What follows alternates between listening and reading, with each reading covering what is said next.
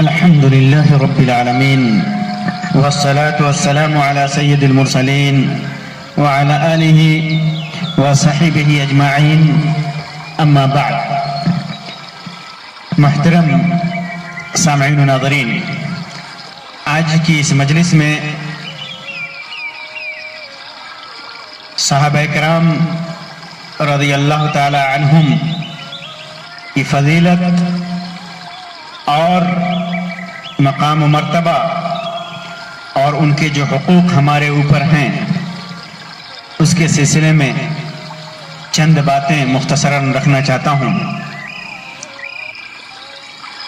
مسلمانوں کا اس پر اجماع ہے کہ صحابہ کرام رضی اللہ تعالی عنہم اولیاء میں سے اور متقی ترین لوگوں میں سے تھے. وہ مسلمانوں کے لیے، مومنوں کے لیے اسوہ اور نمونہ تھے. انبیاء اور رسولوں کے بعد سب سے اللہ تبارک و تعالیٰ کے اچھے بندوں میں سے تھے. انہوں نے رسول اکرم صلی اللہ علیہ وسلم سے دین کا علم حاصل کیا، اللہ کے رسول صلی اللہ علیہ وسلم سے شریعت سیکھی، اللہ کے رسول صلی اللہ علیہ وسلم سے ڈائریکٹ قرآن مجید سیکھا، اور پھر اللہ کے رسول صلی اللہ علیہ وسلم کے ساتھ اور آپ کے سامنے جہاد کیا. اللہ تبارک و تعالیٰ نے ان کو ایک شرف بخشا، یہ انہیں خاتم النبی محمد صلی اللہ علیہ وسلم کو دیکھنے اور ان سے علم حاصل کرنے کا موقع ملا. اللہ تبارک و تعالیٰ کے آخری نبی کی صحبت نصیب ہوئی. یہ شرف صرف انہی لوگوں کو حاصل ہو سکا، یہاں تک کہ وہ بہترین مخلوق میں سے ہو گئے اور ان کے زمانے کو اللہ کے رسول صلی اللہ علیہ وسلم نے خیر القرون قرار دیا. خیر القرون قرنی ثم الذین یلونہم. اللہ کے رسول صلی اللہ علیہ وسلم نے گواہی دی کہ صحابہ اکرام کا زمانہ خیر القرون کا زمانہ ہے. ان سے پہلے بھی یہ زمانہ نہیں گزرا، ان کے بعد بھی یہ زمانہ نہیں آئے گا. انہوں نے اسلام کی بنیادیں قائم کی، دین کے محلات قائم کیے، دین کو پھیلایا، شریعت کو پوری دنیا میں پھیلانے کا کام کیا. شرک کی رسیاں توڑی، شرک کے محلات توڑے، شرک کے سارے راستے بند کیے، دین اسلام کو پوری دنیا میں پھیلایا، اسلام کا پرچم پوری دنیا میں لہرایا، یہاں تک کہ دنیا ایمان سے بھر گئی. دنیا کے لوگ اسلام اور ایمان کی حقیقت کو پہچاننے لگے. ان کی سمجھ، ان کی بوجھ قابل مثال ہے، کیونکہ انہوں نے اللہ کے رسول صلی اللہ علیہ وسلم کے ہاتھ پر تربیت پائی. ان کی تربیت کا ذمہ اللہ کے رسول صلی اللہ علیہ وسلم نے لیا تھا. اسی وجہ سے ان کے جیسا مضبوط ایمان والا اور ان کے جیسا بہترین عمل والا خال خال ہی ملے گا. اسی طرح انہوں نے اسلام کی صحیح شکل دیکھی، اسلام کی صحیح چشمے سے پانی پیا. وہ سیراب ہوئے شریعت کے چشمے سے. قرآن مجید کے اندر اور احادیث نبویہ کے اندر واضح الفاظ میں ان کی فضیلت بیان کی گئی ہے. اللہ تبارک و تعالیٰ فرماتا ہے لَقَدْ رَضِيَ اللَّهُ عَنِ الْمُؤْمِنِينَ إِذْ بَعَثَ فِيهِمْ لَقَدْ رَضِيَ اللَّهُ عَنِ الْمُؤْمِنِينَ إِذْ يُبَايِعُونَكَ تَحْتَ الشَّجَرَةِ فَعَلِمَ مَا فِي قُلُوبِهِمْ فَأَنزَلَ السَّكِينَةَ عَلَيْهِمْ وَأَثَابَهُمْ فَتْحًا قَرِيبًا. اللہ تبارک و تعالیٰ ان مومنوں سے راضی ہو گیا جنہوں نے درخت کے نیچے اپنے نبی مکرم صلی اللہ علیہ وسلم سے بیعت کیا تھا، ان کے اوپر ان کے دل میں کیا تھا اللہ تبارک و تعالیٰ بخوبی جانتا ہے، اور ان کے اوپر اللہ تبارک و تعالیٰ نے سکینت نازل کی اور انہیں فتح یاب کیا۔ صحیحین کے اندر ابو سعید خدری رضی اللہ تعالیٰ عنہ کی روایت ہے، اللہ کے رسول صلی اللہ علیہ وسلم نے ارشاد فرمایا، لا تسبوا من احد من اصحابی فإن احدکم لو انفق مثل احد ذهبا ما ادرک مد احدهم ولا نصیفہ۔ میرے اصحاب میں سے، میرے صحابہ کرام میں سے، میرے ساتھیوں میں سے کسی کو گالی مت دینا، کیونکہ فَإِنَّ أَحَدَكُمْ تم میں سے کوئی بھی لو انفق مثل احد ذهبا احد پہاڑ کے برابر بھی اللہ کے راستے میں سونا خرچ کرے گا، صدقہ کرے گا، تو اس کا وہ ثواب جو ما ادرک وہ ثواب نہیں پائے گا جو ثواب صحابہ کرام نے ایک مد غلہ خرچ کر کے حاصل کیا ہے، یا آدھا مد غلہ خرچ کر کے حاصل کیا ہے۔ وہ ثواب تم میں سے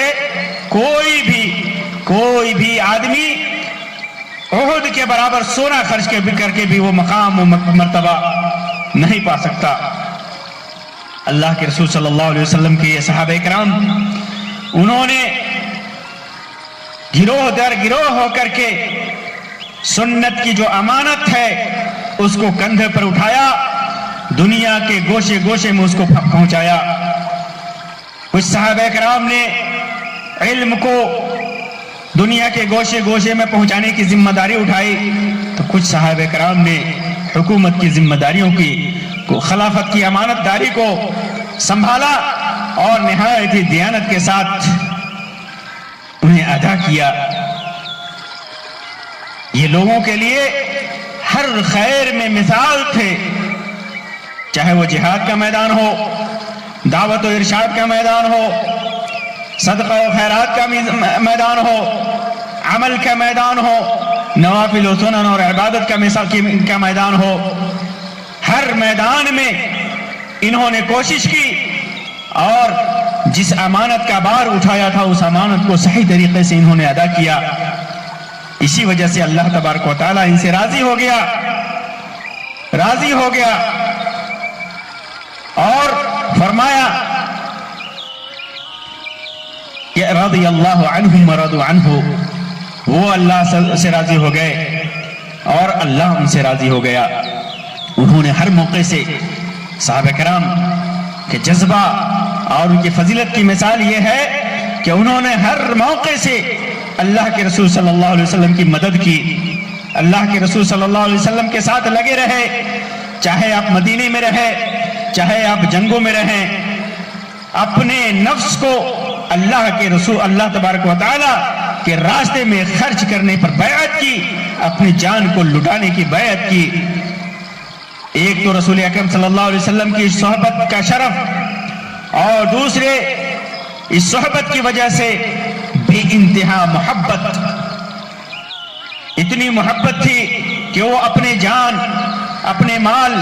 اپنی دولت، آل و اولاد، اپنی بھوک اور پیاس کی صورت میں حاصل ہونے والی نعمتوں سے بھی زیادہ وہ اللہ کے رسول صلی اللہ علیہ وسلم سے محبت کرتے تھے۔ وہ کہتے تھے کہ اللہ کے رسول صلی اللہ علیہ وسلم یہ ہماری دولت ہے، یہ ہماری مال ہے، آپ چاہے جہاں خرچ کریں ہم نے آپ کو سونپ دیا، جیسے چاہے آپ جہاں خرچ کریں جسے دیں، یہ ہماری جان ہے، اگر آپ کہیں گے دریا میں کودنے کے لیے تو ہم دریا میں بھی کود جائیں گے، آپ کے سامنے ہم دشمنوں سے لڑیں گے، آپ سامنے رہیں نہ رہیں، آپ کا حکم سر آنکھوں پر، ہم آپ کے دائیں سے بائیں سے آگے سے پیچھے سے ہر طریقے سے دشمنوں سے لڑتے رہیں گے۔ یہ وہ صحابہ کرام تھے جنہوں نے اپنی جان کو اللہ کے رسول صلی اللہ علیہ وسلم پر نچھاور کر دیا تھا۔ یہی وجہ ہے کہ اہل سنت والجماعت نے یہ صحابہ کرام سے محبت کو عقیدے کے اہم مسائل میں سے رکھا ہے۔ جو صحابہ کرام سے محبت کرتا ہے وہ صاحب ایمان ہے، اور جو صحابہ کرام سے نفرت کرتا ہے، بغض رکھتا ہے، وہ ایمان سے خارج ہوتا ہے۔ وہ انبیاء اور رسول کے بعد افضل ترین لوگ تھے۔ اللہ کے رسول صلی اللہ علیہ وسلم نے اسی وجہ سے ان کی تعریف فرمائی اور فرمایا والسابقون الاولون من المہاجرین والانصار والذین اتبعوهم بإحسان رضی اللہ عنہم ورضوا عنہ۔ یہ سابقین اولین ہیں جو مہاجرین ہیں، انصار ہیں، اور جو لوگ ان کی اتباع کرتے ہیں احسان کے ساتھ، اللہ ان سے راضی، وہ اللہ سے راضی۔ اور فرماتا ہے محمد الرسول اللہ، محمد الرسول اللہ والذین معه اشداء علی الکفار رحماء بینہم، یہ محمد اللہ کے رسول ہیں جو کافروں پر سخت ہیں، ان کے اصحاب وہ بھی اور ان کے ساتھ رہنے والے اصحاب بھی، اور آپس میں ایک دوسرے پر رحیم ہے، رحم کرنے والے ہیں۔ اللہ کے رسول صلی اللہ علیہ وسلم نے ایک حدیث میں فرمایا، وہ حدیث یہ ہے، ابو سعید خدری، ابو موسیٰ اشعری رضی اللہ تعالیٰ عنہ کی روایت ہے، فرماتے ہیں کہ ایک دن اللہ کے رسول صلی اللہ علیہ وسلم نے مغرب کی نماز پڑھائی، تو ہم نے کہا کہ ہم اللہ کے رسول صلی اللہ علیہ وسلم کے ساتھ بیٹھے رہیں یہاں تک کہ عشاء کی نماز پڑھیں، تو ہم بیٹھ گئے۔ تو اللہ کے رسول صلی اللہ علیہ وسلم نکلے اور کہا کہ اب تک تم لوگ یہیں پر ہو؟ ہم نے کہا اللہ کے رسول صلی اللہ علیہ وسلم ہم نے آپ کے ساتھ مغرب کی نماز پڑھی، پھر ہم نے کہا کہ ہم آپ کے ساتھ بیٹھے رہتے ہیں یہاں تک کہ عشاء کی نماز پڑھیں۔ تو اللہ کے رسول صلی اللہ علیہ وسلم فرمایا احسنتم، یا یہ فرمایا کہ اصبتم، صحیح کیا تو نے۔ پھر اللہ کے رسول صلی اللہ علیہ وسلم نے اپنا سر آسمان کی طرف اٹھایا، اور آپ صلی اللہ علیہ وسلم بہت زیادہ آسمان کی طرف سر اٹھایا کرتے تھے، اور فرمایا النجوم امانۃ للسماء، النجوم امانۃ للسماء، یہ ستارے جو ہیں یہ تارے آسمان کے بچاؤ میں ہیں، آسمان کے لیے امن کا سامان ہے، بچاؤ کا سامان ہے۔ فَإِذَا ذَهَبَتِ النُّجُومُ أَتَى السَّمَاءَ مَا تُوعَدُ، جب یہ ستارے ختم ہو جائیں گے، یہ ستارے ماد پڑ جائیں گے، یہ ستارے جب ٹوٹ جائیں گے، یہ ستارے جب برباد ہو جائیں گے، تو آسمان سے جس چیز کا وعدہ کیا گیا ہے وہ وعدہ پہنچ جائے گا، وہ وعدہ پہنچ جائے گا، جس چیز کا، جس بات کا وعدہ ہے وہ وعدہ اس کے سامنے ہوگا،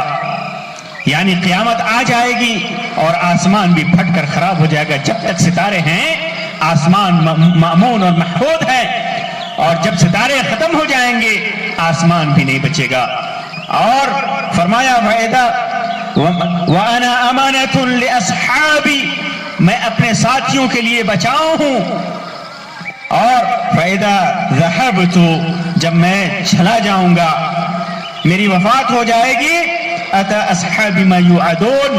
تو میرے اصحاب سے پر بھی وہ وقت آئے گا جس کا ان سے وعدہ ہے، یعنی فتنہ، فساد اور لڑائیاں ہوں گی، ارتداد ہوگا، بہت زیادہ بلوہ ہوگا، بہت زیادہ فساد ہوگا۔ اور یہ ہوا اللہ کے رسول صلی اللہ علیہ وسلم کے بعد، بہت زیادہ اختلاف ہوا، لوگ مرتد ہوئے، بہت سارے مسائل اور مشاکل پیش آئے، پریشانیاں پیش آئیں۔ پھر اس کے بعد فرمایا وَأَصْحَابِي أَمَانَةٌ لِأُمَّتِي، میرے اصحاب میری امت کے لیے بچاؤ ہیں۔ فَإِذَا ذَهَبَ أَصْحَابِي، پھر جب میرے اصحاب چلے جائیں گے، میرے اصحاب ختم ہو جائیں گے، أَتَى أُمَّتِي مَا يُوعَدُونَ، میری امت پر وہ وقت آئے گا، وہ وعدہ آ جائے گا جس کا میری امت سے کیا گیا ہے، یعنی بہت زیادہ بدعتیں ظاہر ہوں گی، دین کے اندر فتنے اور خرافات ظاہر ہوں گے۔ اور ایسا ہوا، صحابہ کرام کے چلے جانے کے بعد دین میں ایسی ایسی بدعتیں، ایسے ایسے خرافات، ایسے ایسے شرکیات رائج ہوئے کہ الامان والحفیظ، اللہ سب کو اس سے اپنے پناہ میں رکھے۔ یہ حدیث معجزہ بھی ہے اللہ کے رسول صلی اللہ علیہ وسلم کا ایک معجزہ ہے جس کا ہم نے مشاہدہ کیا ہے، جسے ہم دیکھ رہے ہیں۔ تو یہ صحابہ کرام کی فضیلت ہے کہ صحابہ کرام جب تک اس دنیا میں رہے یہ بدعات و خرافات اور فتنہ اور فساد کے اندر کمی رہی، وہ امت مأمون رہی، محفوظ رہی۔ لیکن جو ہی صحابہ کرام اس دنیا سے چلے گئے، فتنوں نے جنم لینا شروع کیا اور بدعاتوں نے اپنا رنگ و روپ دکھانا شروع کیا، اور جڑیں اتنی گہری ہو گئیں کہ ان کا مٹانا بظاہر مشکل نظر آتا ہے۔ یہ صحابہ کرام ہے۔ اسی وجہ سے صحابہ کرام کے سلسلے میں 5 اصول کا خیال رکھنا چاہیے، خاص طور سے پہلی اصل، پہلا عقیدہ، دل کو ان کے سے کینہ، حسد، بغض، نفرت سے محفوظ رکھنا چاہیے۔ دل کو، زبان کو طعن و تشنیع سے، لعنت سے، گالی دینے سے محفوظ رکھنا چاہیے۔ جو انسان صحابہ کرام کے سلسلے میں حقد رکھے، بغض رکھے، کینہ رکھے اور زبان سے ان پر طعن و تشنیع کرے، انہیں گالی دے، تو اس کا ایمان صحیح نہیں ہے، اس کا ایمان سالم نہیں ہے، اس پر کفر کا فتویٰ لگے گا۔ اور دوسری اصل ہے کہ ان کی ترتیب ہے، صحابہ کرام کی ترتیب ہے فضل میں اور مقام میں، مرتبہ میں، جہاد اور ہجرت کو دیکھتے ہوئے، ایمان کو میں سبقت کو دیکھتے ہوئے۔ تو اہل سنت والجماعت کا اجماع ہے اس بات پر کہ سب سے افضل صحابہ کرام میں ابو بکر صدیق رضی اللہ تعالیٰ عنہ ہیں، ان کے بعد عمر فاروق رضی اللہ تعالیٰ عنہ کا مقام ہے، پھر عثمان ابن عفان رضی اللہ تعالیٰ عنہ کا مقام ہے، پھر اس کے بعد علی ابن ابی طالب رضی اللہ تعالیٰ عنہ کا مقام ہے، پھر اس کے بعد ان 4 کے علاوہ جو بقیہ 10 مبشرہ ہیں ان کا مقام ہے، جنہیں دنیا ہی میں جنت کی خوشخبری دے دی گئی تھی۔ پھر اس کے بعد 10 مبشرہ کے بعد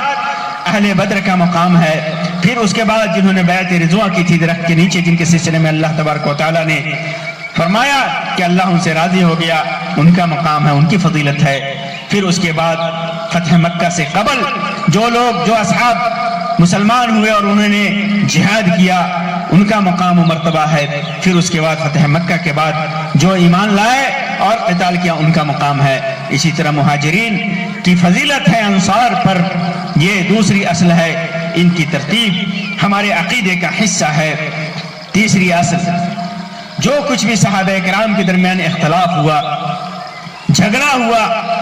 جو بھی ہوا، جو جنگیں ہوئیں، چاہے جمل ہو، صفین ہو یا اور کچھ بھی ہو، اس سلسلے میں ہمیں زیادہ اندر تک، گہرائی تک نہیں جانی چاہیے، کیونکہ جو بھی صحابہ کرام کے معاملے میں، ان کے جھگڑے میں جو بھی گھسنے کی کوشش کی، وہ گمراہ ہوا،